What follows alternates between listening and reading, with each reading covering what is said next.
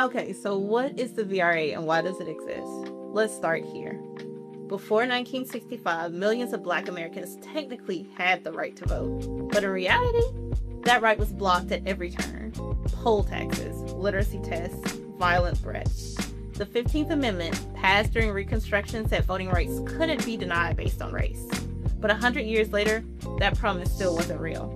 Then came the Voting Rights Act of 1965. Congress passed it to finally give the 15th Amendment some teeth. It said clearly, no state, no county, no political body can deny or limit someone's right to vote based on race, period. Importantly, it didn't just say it. The VRA created real enforcement tools. Federal examiners, court oversight, and something called preclearance, which we'll talk about next. The VRA wasn't just a law, it was a system, and it changed American democracy. One of the most powerful parts of the Voting Rights Act was something called preclearance in Section 5. Here's the idea. If your state or county had a history of voter discrimination, you couldn't change voting laws whenever you wanted to. You had to get approval first, either from the U.S. Attorney General or a federal court. You had to prove the change wasn't discriminatory before it went into effect. Not after the harm was done, but before. Now, who had to do this? That came from Section 4 of the VRA. Section 4 laid out a formula. If you used tests or devices to restrict voting, and voter turnout in your area was low or below a certain threshold in 1964, you were covered in that section. Things like literacy tests, character tests, and requiring a voucher from a registered voter, those were all considered devices.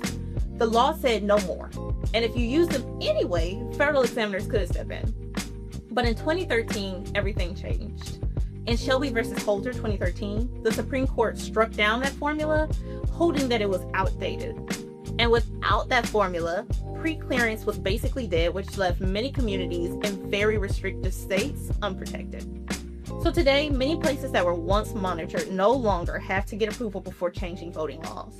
But here's the thing. The original VRA didn't come from courts alone. It came from people. It came from movement. The freedom fighters of the civil rights movement were organized, they were persistent, and they were united. And that kind of power, it just doesn't disappear.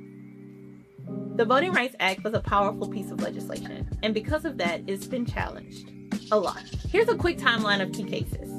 In 1980, Mobile versus Bolden made it harder to prove discrimination, holding that Section 2 only covered intentional discrimination. Congress responded and fixed that in 1982. In 1993, Shaw versus Reno put limits on majority-minority districts, even when they were drawn to give communities of color real representation. Then came 2013, the Shelby County versus Holder decision. That's the one that got a preclearance that we already talked about. And in 2021, Brnovich versus DNC weakened Section 2 even further, making it harder to prove voting policies harm communities of color. Although none of these cases invalidated the VRA completely, they're starting to dismantle it piece by piece, making its protections weaker. What we saw in the Calais decision isn't new. It's part of a larger pattern. Progress followed by pushback. Hey y'all, I am in New Orleans, Louisiana, here to talk with you about, you guessed it, Louisiana versus Calais. Let's get into what has been one of the most important legal tools in voting rights that this decision basically obliterated, and that is what's called the Jingles test. So this test comes from a 1986 Supreme Court case called Thornburg versus Jingles, and the test gave voters, minority community voters, who felt that their vote was being diluted or weakened, a way to prove when the voting maps weakened their power. So originally, courts under this test would look at things like whether the community was large enough in number and geographically compact enough to form a district, whether the minority group voted together, whether the white vote voted in a way that usually canceled out the minority community's choice, and whether the system was equally open to minority voters. Here's the key part of that test, though. You didn't have to prove anyone's intent. It didn't matter what was in the minds of the legislature when they were drawing the maps. Only the impact, the discriminatory impact, mattered. And the court's decision in Louisiana versus Calais raised the bar for proving racial discrimination, essentially gutting the Jingles test. Justice Alito, who wrote for the majority in that case, said that Section 2 of the Voting Rights Act guarantees voters the opportunity to vote for who their preferred candidate is, but does not guarantee that their candidate will win. And because states are allowed to make other choices when drawing maps, like protecting incumbents or the people who are already in office, or drawing political partisan lines, that means that that's all okay.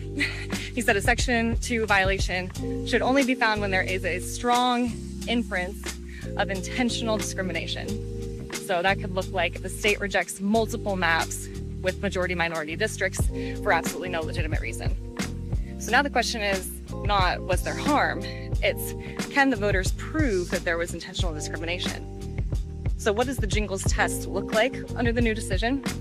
First, if you are a voter challenging a discriminatory map, you need to provide your own strong alternative map. So you need to draw your own map, not only one that creates a majority-minority district, but one that also meets all of the state's legitimate goals, like political fairness or protecting incumbents. So that means that if a state redraws lines and says, oh, it's to protect X party districts, then your map needs to meet that interest and protect X party districts.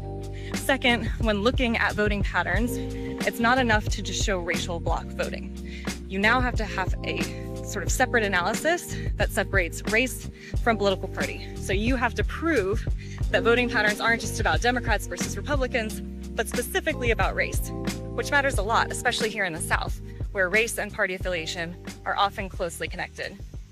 And third, the decision directs courts to focus on present-day intentional discrimination, not patterns from the past, which completely upends the entire purpose of the Voting Rights Act. This is not an updated framework, as the court claims.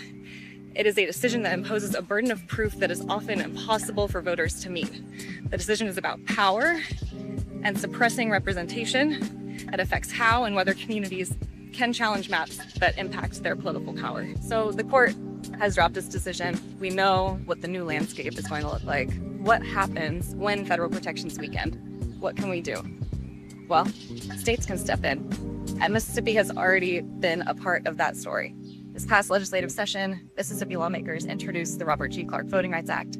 For those of y'all who don't know, Robert G. Clark was the first Black Mississippian who was elected to the state legislature post-Reconstruction. The bill would have created a state-level preclearance program run by an independent Mississippi Voting Rights Commission. Jurisdictions with a history of discrimination would have to prove changes to voting rights law that they wouldn't harm voters of color before they actually went into effect. It also protected language minority voters, banned voter intimidation and deception, created a public election data database, and gave both the AG and private citizens the right to sue in state court. Similar laws have already been introduced in Alabama and Georgia. There is growing momentum at the state level. So what does this mean for you at home?